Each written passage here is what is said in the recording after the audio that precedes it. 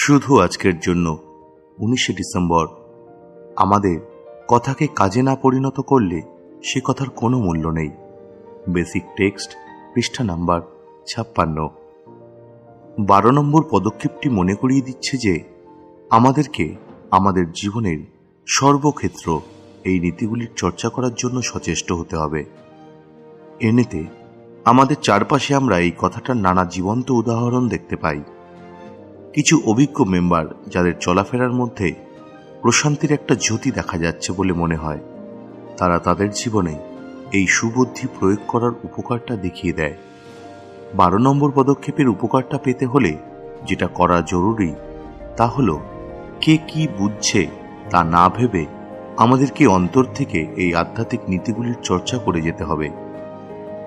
যদি আমরা মিটিংয়ে রিকভারির কথা বলি আর কাজের সময় নেশা করার জীবনের মতো করেই চলি, তাহলে অন্য মেম্বাররা বুঝে যাবে যে আমরা শুধু কিছু স্লোগান আওড়াচ্ছি, কাজের কাজ কিছুই করছি না। নিউকামারদের আমরা যে বার্তা দিচ্ছি তার অধিকাংশটাই আমাদের মুখের কথার চেয়ে আমাদের কাজের মধ্যে দিয়ে ফুটে ওঠে।